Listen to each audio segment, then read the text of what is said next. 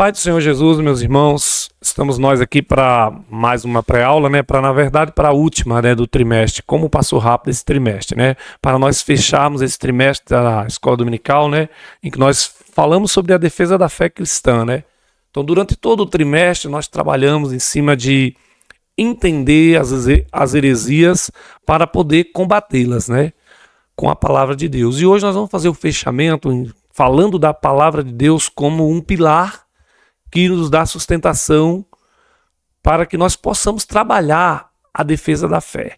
Então hoje nós vamos estudar a lição 13, que fala perseverando na fé em Cristo. Então a perseverança é o meio de nós combatermos as heresias, né? Então durante as 12 lições nós estudamos bastante sobre as heresias e como combatê-las à luz da palavra de Deus. E hoje nós vamos fechar falando sobre a fé em Cristo, que vem baseada, que vem formulada diante da palavra de Deus, né? Diante da palavra que foi inspirada por Deus e escrita por homens. Então nós vamos trabalhar muito em cima disso hoje. Eu quero deixar os avisos de sempre, né? Que os irmãos venham estar trabalhando na parte das leituras bíblicas em classe, da leitura semanal para cada irmão fazer.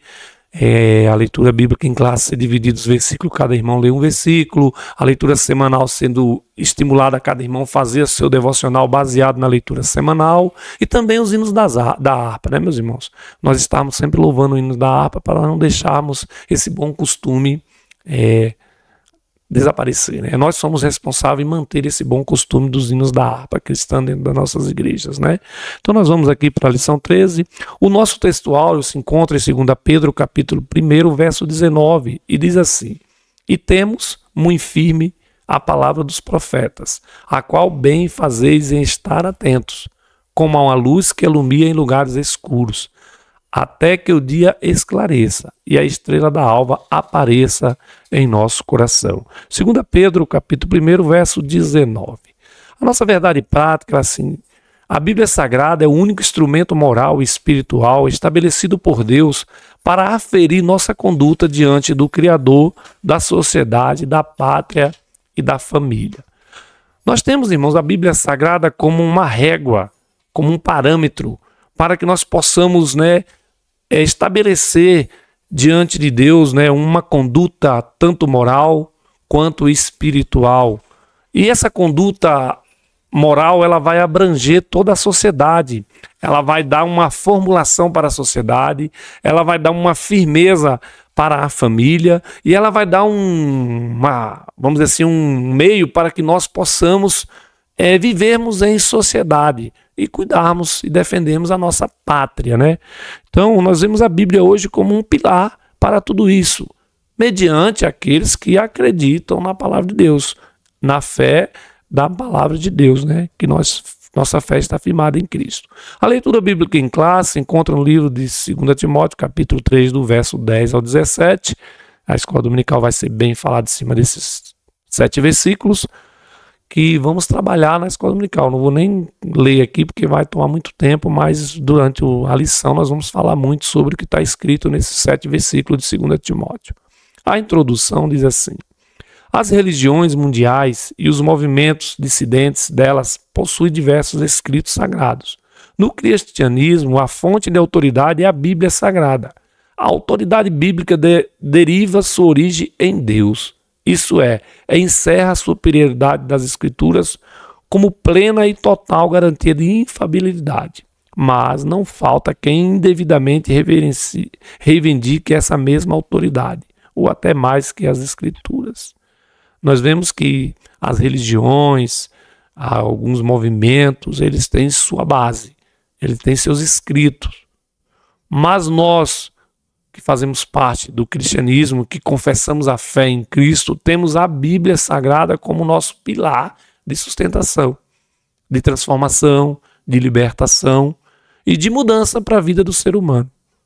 Dentro dessas religiões, desse movimento, os seus escritos, eles têm um poder de persuadir as pessoas, tem um poder de manipular as pessoas, tem um poder até de autoajuda para com as pessoas. Mas nenhum desses escritos, nenhuma dessas desses movimentos conseguem fazer o que a palavra de Deus faz na vida do ser humano, que é a transformação, a libertação. E esses escritos dessas religiões, desse movimento, eles trabalham muito dentro de um campo moral, mas um espiritual que não tem um fundamento. Eles estão baseados em coisas que não vão mostrar um caminho correto, que é o caminho da salvação através de Cristo Jesus. A palavra de Deus, ela mostra esse caminho, ela ensina como caminhar com Cristo, ela mostra como você defender a sua fé, como você firmar a sua fé e como você ter um contato com Deus, que é o inspirador, o criador, é o que deu esta palavra para o homem. Então a Bíblia é o único livro, o único escrito que muda a sociedade, que transforma homens e mulheres dentro de uma sociedade e faz mudanças profundas, até mesmo em países, né? Nós temos testemunho de países que mudaram quando firmaram sua Constituição na Bíblia Sagrada, né? Temos o maior país do mundo que fez sua Constituição baseada na Bíblia Sagrada, que é os Estados Unidos da América, né? Mas nós vamos para dentro da lição, os objetivos é mostrar que diante das heresias é preciso ter perseverança, quer dizer, estar sempre perseverando na fé, que você vai vencer as heresias.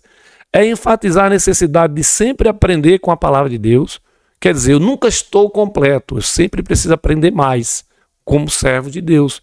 A igreja, aquele que vive a palavra de Deus, aquele que está dependente da palavra de Deus, ele nunca está completo, ele sempre vai precisar de mais. Considerar as escrituras como o fundamento da vida cristã. Isso aí, dentro das nossas igrejas, é ensinar e pregar todos os dias. Nós temos a Bíblia como um fundamento, como a base para a nossa fé. Tirando fora da Bíblia é heresia. Tirando fora da Bíblia é ensino falso. E é o que nós vamos ver aqui dentro dessa lição com muita clareza, né? Nós vamos estar no primeiro tópico, diante das heresias, é preciso perseverar. Os falsos mestres, nós vamos falar o primeiro tópico sobre os falsos mestres. As duas epístolas a Timóteo, classificada com justiça como epístolas pastorais, juntamente com a epístola de Tito, destacam-se também pelo seu caráter apologético. São refutações às heresias contra as fábulas ou genealogias intermináveis. O apóstolo Paulo está combatendo dois principais grupos heréticos em sua geração. Os gnósticos de sua geração, como combateu as heresias judaicas, os falsos doutores da lei da circuncisão e as fábulas judaicas.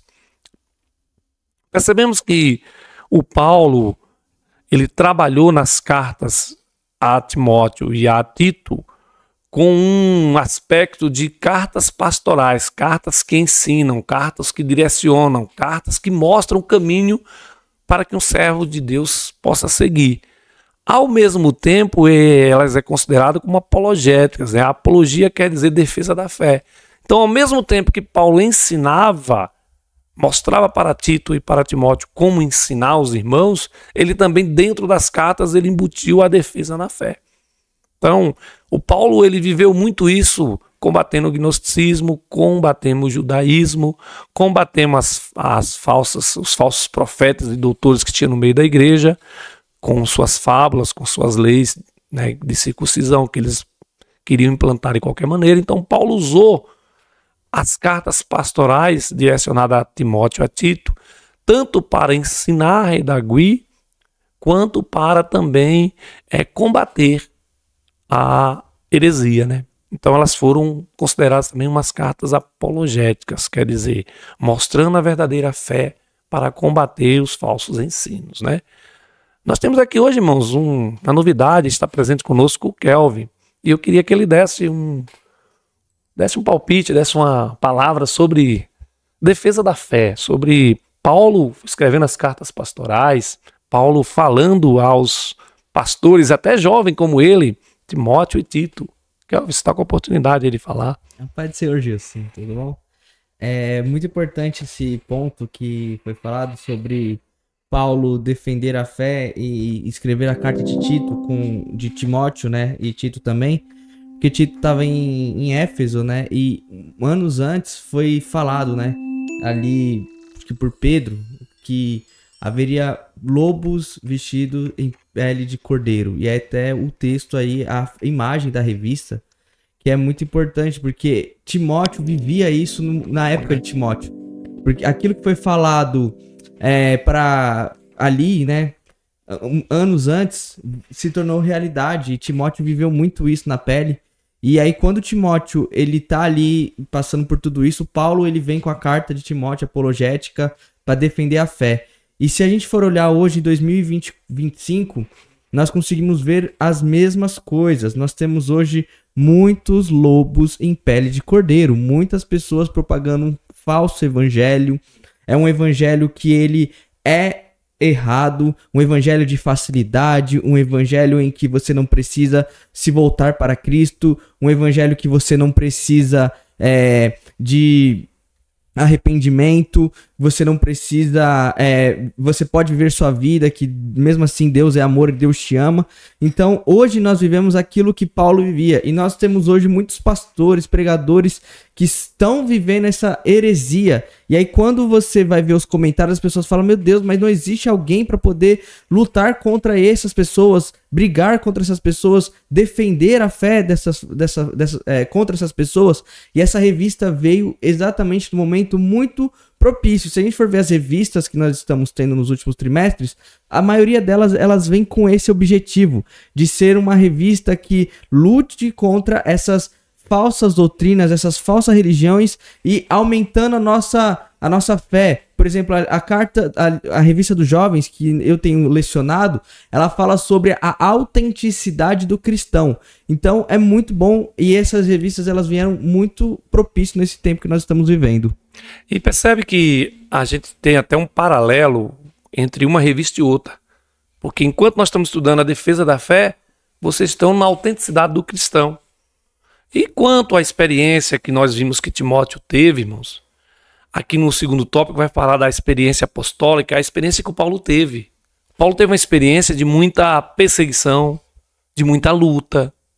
O Paulo passou por muitas dificuldades. Imagina o pastor Timóteo, o jovem Timóteo na fé, vendo toda essa luta do Paulo, vendo todas as experiências que o apóstolo estava passando, que não eram boas aos olhos humanos. Imagina que esse menino decidiu ser pastor, decidiu ser crente, que ele foi ensinado desde criança, mas continuou firme na fé e decidiu ser pastor. Então, para tomar essa decisão foi muito difícil. Mas por que ele tomou ela? No segundo tópico vai falar muito isso. O Timóteo se integrou à comitiva do Paulo na segunda viagem missionária. Na primeira, Paulo passou por Listra, tendo todos os problemas e dificuldades, e o Timóteo era pequeno, era jovenzinho, mas ele estava olhando, tendo um olhar de fora, como crente, mas de fora do problema. E hoje a gente vê que não está diferente no meio das nossas igrejas. Os jovens, eles estão vendo algumas coisas de fora. Então, para nós despertarmos esses jovens a querer ser um pastor, a querer ser um obreiro, diante de tantas dificuldades, como o Kelvin falou, tanta coisa errada, tantos ensinamentos, que vem massagear teu ego, vem isso, toma posse disso. Quer dizer, não estamos mais mostrando para o jovem que tem dificuldade verdadeira dentro do evangelho, que vai te levar a ter problemas, né? Muitas igrejas estão ensinando que é tudo bom, é tudo fácil. Então, aqui a experiência apostólica foi em cima disso, foi, né? Timóteo na fé, o apóstolo elogia a perseverança de Timóteo na fé e na doutrina em tempos tão difíceis. As perseguições são referência à experiência da primeira viagem missionária de Paulo juntamente com Barnabé. Sabendo que Timóteo entregou a comitiva Paulo em segunda viagem missionária. Porém, ele morava em Listra e sua mãe servia a Deus. Sem dúvida, Timóteo viu a perseguição que sofria a igreja de Cristo. Então nós vemos que o Timóteo viu tudo isso, mas não deixou de ter o desejo de ser obreiro, porque estava enraizada a palavra de Deus nele, né? Então aí o terceiro tópico vai falar entendendo o querer. O verbo querer em todos os que piamente querem viver em Cristo Jesus padecerão perseguições. É mais que simples desejo, mais uma resolução, ou seja, um propósito de coração. É uma vida com propósito, sofrer pela causa do Evangelho. É uma maneira de glorificar a Deus, porque sobre nós repousa o Espírito da glória de Deus. 1 Pedro 4,14. Isso quer dizer, espera cada um de nós Isso é que Deus espera de cada um de nós na atualidade. Aqui está mostrando que o querer é você ter um chamado, é você, mesmo em meio das perseguições, você não deixar aqueles propósitos cair. É ter no seu coração o desejo de servir a Deus. Era o que Timóteo tinha quando via Paulo perseguindo. Eu quero ser igual a Paulo. Mas ser igual a Paulo para ser perseguido? Eu quero viver esse evangelho, mas diante dessas perseguições. Mas por que ele tinha esse desejo no coração? Porque dentro do coração dele estava a palavra de Deus, né, Kevin? Ele estava arraigado, firmado. Não é isso? Convicção, né? Convicção. Então isso vai mostrar que o Timóteo foi bem ensinado pela mãe dele, foi bem ensinado pela avó dele. Percebemos que nos dias atuais também nós ensinamos nossos filhos. A igreja tem esse papel. Mas devido a vamos dizer assim, a um campo amplo que temos hoje, a maioria de nossos filhos não consegue ficar na igreja porque as falsas informações, as heresias, o campo é muito vasto de heresias hoje e a fé não está muitas vezes firmada na palavra de Deus. É bem complicado hoje cuidar das suas crianças porque nós hoje temos algo atípico, né? Por exemplo, Timóteo tinha a sua avó, tinha a sua mãe que cuidava ali, ensinava ele de acordo com os preceitos bíblicos. Hoje nós como pais, eu e você somos pais, nós vamos buscar levar o nosso filho para o caminho. Só que hoje tem fatores que atrapalham muito esse desenvolvimento. Não que a gente está tirando a culpa se nós errarmos, né? Ou acontecer algo assim dos nossos filhos desviar do caminho. Só que o que acontece hoje? Hoje tem as mídias sociais, nós temos hoje uma facilidade de você ser globalizado nas informações, e nem sempre as informações elas são muito boas. Nós temos muitas informações que levam as pessoas a... E se você tem uma cabeça que nem sempre está convicta do seu evangelho, você vai ter muitos vídeos hoje de pessoas questionando esse evangelho. Como eu falei, de falsos profetas que ensinam as pessoas a não viver uma vida de amor ou uma vida de piedade.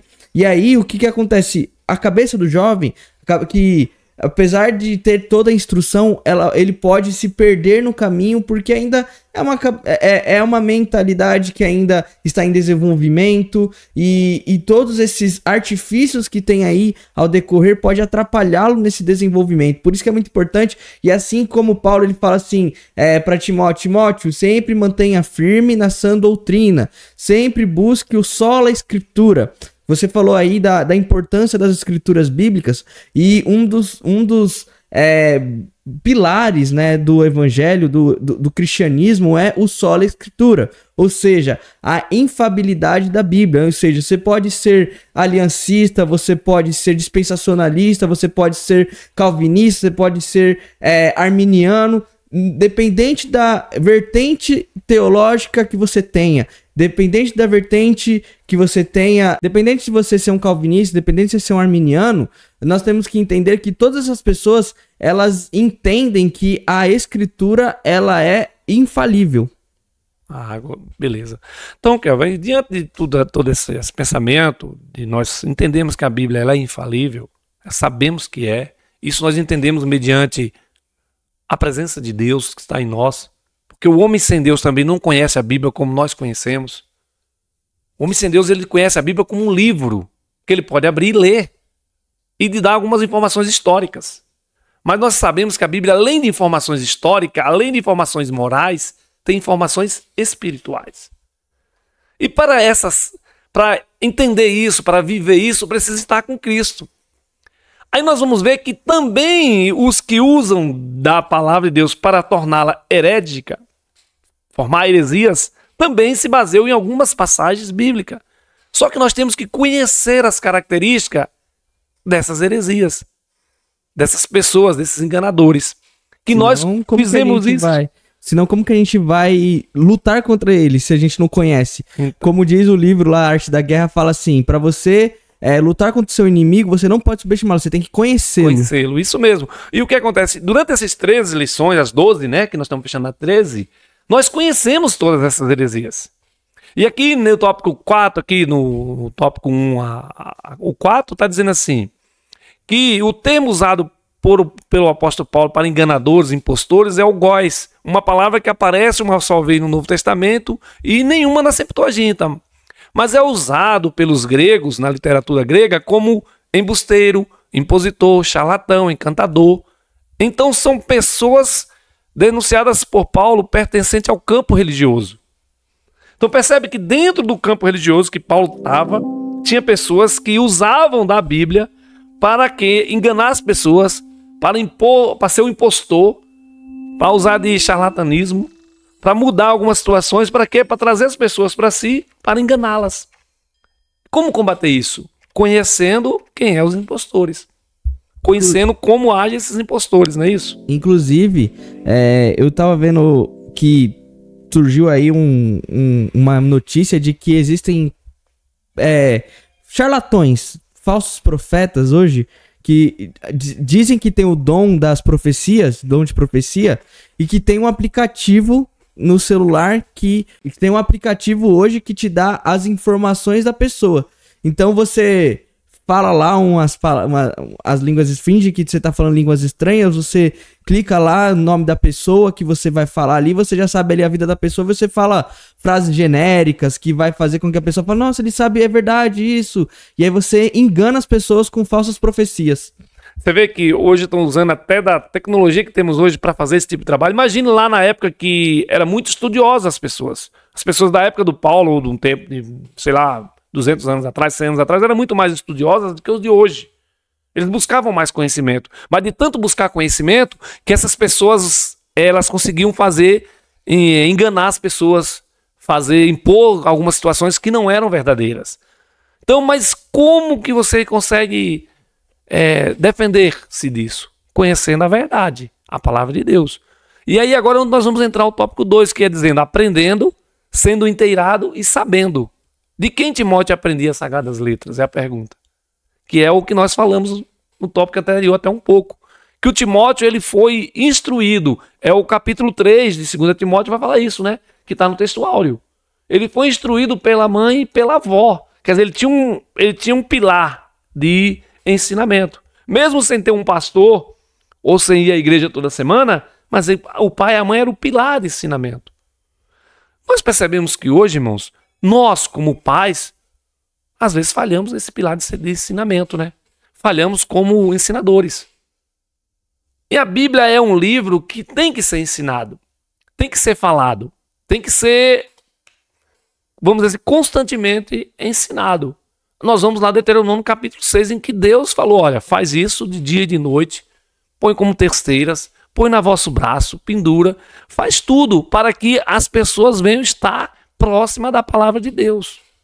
Então aqui diz de quem ele aprendeu da mãe. Ele ficou inteirado segundo a palavra da mãe dele e da avó. Então nós percebemos que as pessoas têm um compromisso, os crentes têm compromisso de ensinar seus filhos a palavra de Deus. Sabemos que as igrejas têm as escolas dominicais para criança, tem um ensinamento que vai dar uma base. Mas quem tem que fazer a parte principal somos nós, os pais, para dar uma firmeza para que nossos filhos aprendam a verdade. Porque, como o Kelvin falou, hoje a globalização trouxe coisas boas, mas trouxe muita coisa ruim. E as heresias hoje elas estão se adaptando à globalização, à internet, à inteligência artificial, a tudo que nós vemos aí, né? Então Timóteo aprendeu com quem? Com a mãe. Foi inteirado da palavra através da mãe. No tópico 2 fala assim, permanecendo firme nas sagradas letras. Porque também não importa só aprender. Porque aprender, todo mundo aprende. É fácil. Agora, você perseverar, permanecer firme naquilo que você aprendeu. Você ter convicção.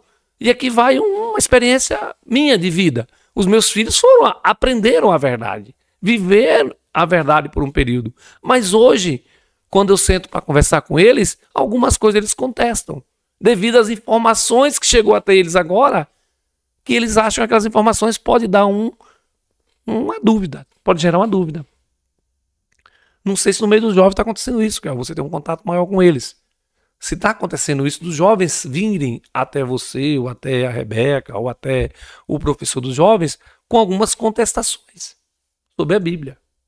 É muito comum você ver no meio dos jovens, principalmente essa geração Z, que é da galera ali dos 2002, 2003 até agora, em que, pela essa globalização, por vídeos de TikTok, onde você tem vídeo de 20 segundos de uma pessoa de 50 segundos falando uma refutação da Bíblia, eu tô fazendo entre aspas, vocês não estão me vendo, mas é uma refutação entre aspas, de 50 segundos, onde não existe uma base, onde eles não trazem, eles trazem uma lacração, vamos colocar a palavra lacração, o que é lacração hoje? São frases que são impactantes, frases que trazem um impacto, você fala, pô, não é verdade? Será que não é verdade isso aí? Só que aí você não tem uma base para você aprofundar no assunto, para você ver que aquilo ali é infundável.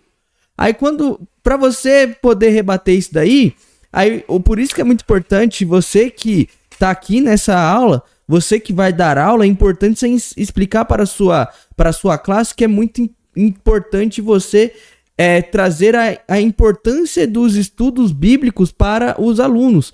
Porque nós hoje vemos muitas pessoas falando assim, tem gente que quer saber demais da Bíblia, tem muita gente se amostrando, querendo saber da Bíblia, mas irmãos, hoje não dá pra gente ter um estudo raso da Bíblia. Tem que ser profundo. Porque se você tiver um estudo raso, ou você cai nessas falsas doutrinas, ou você não consegue trazer as pessoas para um evangelismo. Por quê? Para Cristo. A não ser que, assim, é claro que quem convence é o Espírito Santo. O Espírito Santo, ele convence e através da palavra você consegue trazer para a pessoa ali. Só que hoje as pessoas, elas ouvem tantas mensagens que parece ser verdadeiro, sem fundamento, que elas acabam sendo enganadas. E você, como um estudante, um cristão que tem convicção, ou talvez sua convicção não seja tão firme, sua fé não esteja tão firme, talvez você até possa cair nessas falsas doutrinas. Então, aí percebe, nós vamos aqui no tópico 3 falar sobre isso. A Bíblia é divinamente inspirada. Um dos grandes problemas que nós vemos hoje é que as pessoas não estão mais acreditando que a Bíblia é a inspirada palavra de Deus. Então, diante disso, nós sabemos que o Espírito Santo é quem convence o homem. Mas quem firma o homem na presença de Deus é a palavra. E quando você começa a ter uma incerteza se a palavra de Deus, se a Bíblia é não a palavra de Deus, você começa a ter dificuldade. Mas nós temos que ver, a palavra é divinamente inspirada. A palavra de Deus, ela é a única que leva a pessoa à salvação em Cristo e é proveitosa para ensinar, repreender, corrigir, instruir em sabedoria. Nenhuma literatura no mundo possui essa prerrogativa. Você pode pegar qualquer livro, por mais que ele seja bem escrito, ele não vai te levar a uma conversão. Ele não vai te levar a uma transformação. Por que acontece isso com a Bíblia? Porque a Bíblia é a inspirada palavra de Deus. Você consegue ter um contato com o autor da Bíblia, que é Deus, em qualquer lugar que você esteja. Desde que você queira ter esse contato. A pessoa consegue se converter lendo a Bíblia. Ela consegue ter uma conversão, uma mudança, tanto espiritual quanto moral, lendo a Bíblia. Então, a Bíblia, ela é divinamente inspirada. Então, é a diferença que ela tem para os outros livros. Os outros livros é uma inspiração intelectual do homem. Os maiores escritores, os best-sellers no mundo, eles tinham uma inspiração intelectual, natural de um ser humano que usa da sua inteligência, capacidade de obter informações e escrever essas informações. Já a Bíblia não. A Bíblia, ela é a palavra de Deus, ela é inspirada, ela é renovada nas nossas vidas a cada dia, ela é inspiradora, ela é transformadora. E é a única que consegue mudar uma família, mudar uma pessoa, mudar uma sociedade, mudar um país inteiro, mudar o mundo. Quantos testemunhos nós vemos de pessoas que estavam no fundo do poço e foram mudadas pela palavra de Deus? Então ela é a inerrante palavra de Deus. Agora o tópico 3 vai falar de tendo as escrituras como fundamento. Quer dizer, o que é um fundamento? É algo que traz firmeza, é algo que traz firmamento. Então, primeiro é a autoridade apostólica, A igreja se submete inquestionavelmente à autoridade dos apóstolos do Novo Testamento, sabendo que essa é a vontade de Deus. Se os evangelhos de Marcos, Lucas e as epístolas paulinas são colocadas no mesmo nível do Antigo Testamento, assim todos os livros da Bíblia têm o mesmo grau de inspiração e autoridade. Logo devemos dar a mesma atenção e credibilidade à palavra dos profetas do Antigo Testamento e aos apóstolos do Novo Testamento. Então, o que é que nós, como cristãos, seguimos como parâmetro? É a Bíblia, que foi inspirada por Deus, foi trazida ao homem através dos profetas e do Senhor Jesus, copiada pelos apóstolos, algum deles, né? Fizeram a compilação de tudo que Jesus ensinou, e nós temos que confiar nisso. Nós temos que ter isso como autoridade inquestionável, né, Kevin? Nós não podemos ficar aqui questionando se o apóstolo Mateus, se o apóstolo Lucas escreveu o verdadeiro que Jesus falou. Claro que ele escreveu. Ele não mudou. Ele não fez nenhuma observação dele. Ele escreveu tudo que ele ouviu do Senhor Jesus, inspirado pelo Espírito Santo de Deus. Porque ele não escreveu tudo também, que foi as obras de Jesus na terra, né? Os apóstolos não conseguiram escrever. Um questionamento que as pessoas fazem é sempre aquele famoso jargão: como que a gente vai acreditar nessas escrituras, sendo que elas foram escritas por homens falhos? Só que é muito raso esse comentário, porque nós entendemos que, apesar de serem homens que escreveram a Bíblia, e obviamente que seriam homens que escreveriam as escrituras sagradas, foram homens inspirados, né? Houve a inspiração de Deus para que as escrituras fossem escritas, aí vem outros questionamentos, por exemplo, e as traduções? E hoje é em português, só que a Bíblia foi escrita em outros idiomas, será que não houve um erro aí na tradução? Só que, apesar de termos as traduções, nós termos as versões, nós temos que entender que a mensagem ela é inspirada, a mensagem ela é de Deus, a mensagem é infalível. Nós temos nós temos dentro da Bíblia mensagens que são atuais até os dias de hoje, e elas vão ser atuais daqui 1000 anos se Jesus não voltar. Então nós temos que entender que, apesar das pessoas elas virem com esses argumentos, eles são infundáveis, eles são rasos, porque pessoas morreram para que essa mensagem chegasse. Por exemplo, hoje nós temos pessoas que vêm dizer que não foi literal a ressurreição de Cristo. É um absurdo você ouvir uma coisa dessa, porque pessoas morreram. Ninguém vai para a fila da morte, ninguém vai ser morto por uma mentira. As pessoas, elas deram as suas vidas para propagar que viram Jesus ressurreto e que ele é o Messias e que ele voltará. Então, assim, os argumentos hoje que nós temos contra a Bíblia, para uma pessoa que busca, entende e traz uma base bíblica, entende da autoridade apostólica que foi dada por Jesus para os apóstolos, para que eles escrevessem a palavra, você entende que a Bíblia ela é infalível e ela é inerrante. Então percebemos que tem que ter uma abrangência isso aí. A abrangência como? De o Velho Testamento e o Novo Testamento. Eu não posso me firmar só no Velho Testamento, senão eu vou criar uma heresia.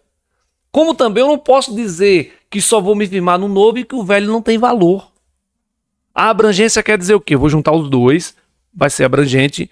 O que está escrito nos Evangelhos, no Novo Testamento, foi fundamentado no Velho Testamento. Paulo usou muito o Velho Testamento para escrever as suas epístolas. Então essa abrangência que vai mostrar para a gente que a palavra de Deus é infalível.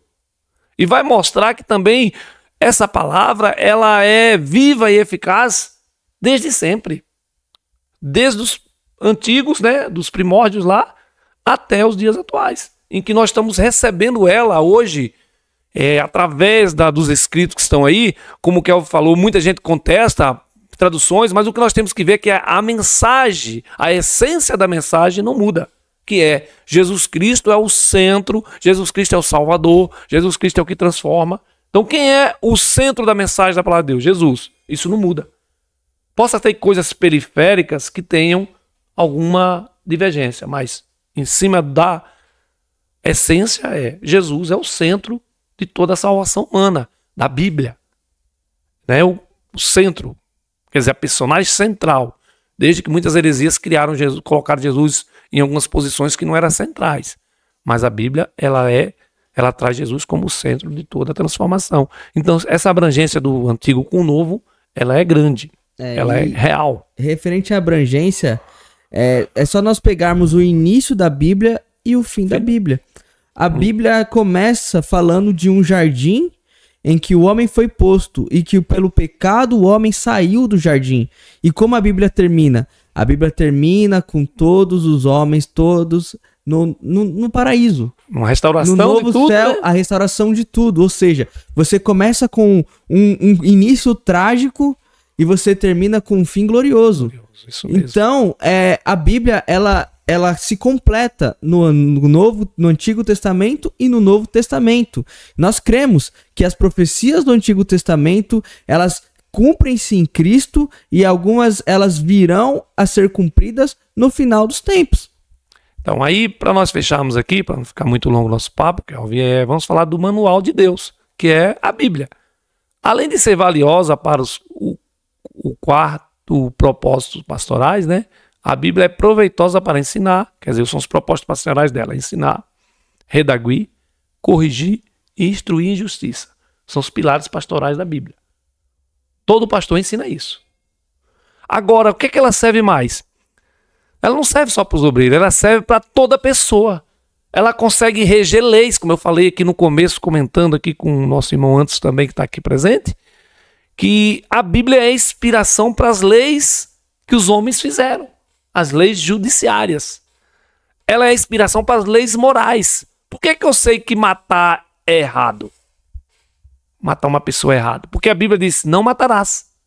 Por que eu sei que ficar contra meu pai é errado? Matar o meu pai ou até ser contra ele é errado? Porque honrar o teu pai e a tua mãe.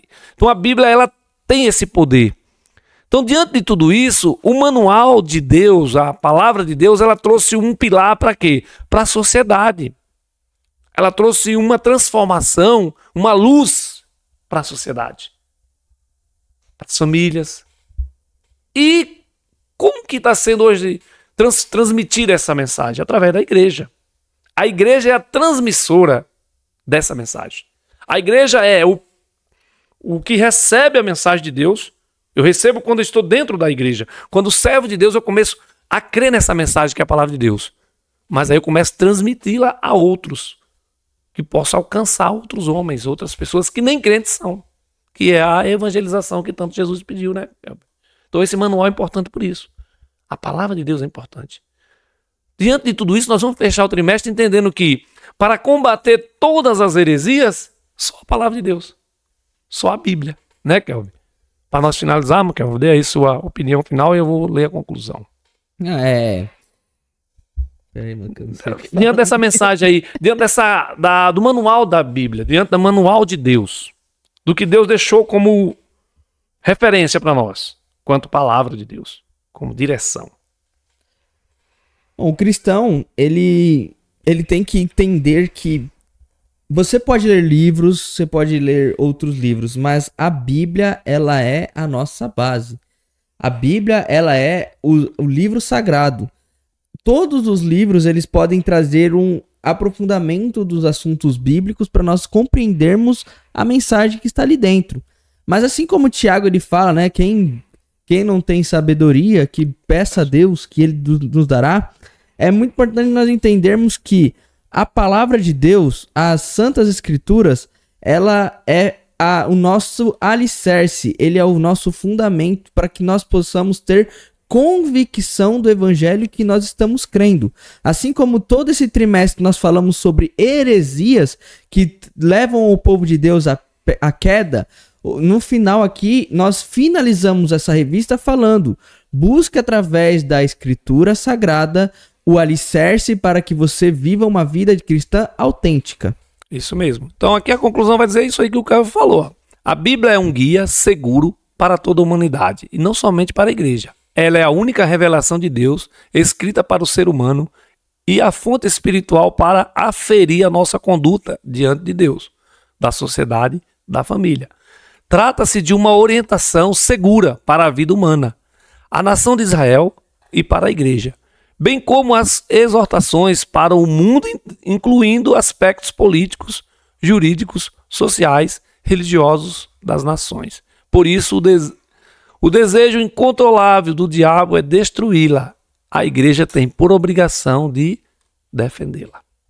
Então, finalizamos dizendo, ó, tudo isso que nós vemos em cima das heresias é um trabalho do inimigo, é um trabalho demoníaco para destruir a palavra de Deus. Mas qual é a obrigação da igreja, do cristão autêntico? Defender a palavra de Deus.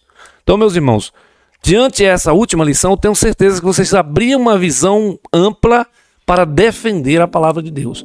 Não precisa você defender Deus, não. Não precisa você defender Jesus. Não precisa você defender o Espírito Santo, não. Agora, a palavra de Deus, você tem que defendê-la. Às vezes, nós cristãos queremos defender Deus. Deus não precisa de defesa, ele é poderoso. Ah, pastor Gil, você está dizendo que a palavra de Deus não é poderosa? Também é poderosa.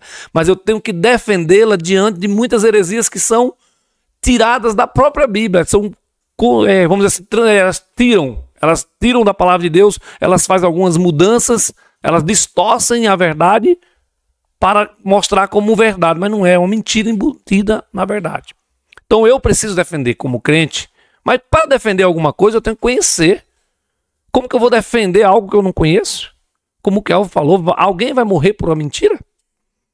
Mas por uma verdade, você pode até morrer, tomar frente de uma bala, né, de alguém que vai ser para defender uma verdade. Então, meus irmãos, aprendam a Bíblia para defendê-la. Não deixe heresias tomar conta da sua mente. Na dúvida, procure seu pastor.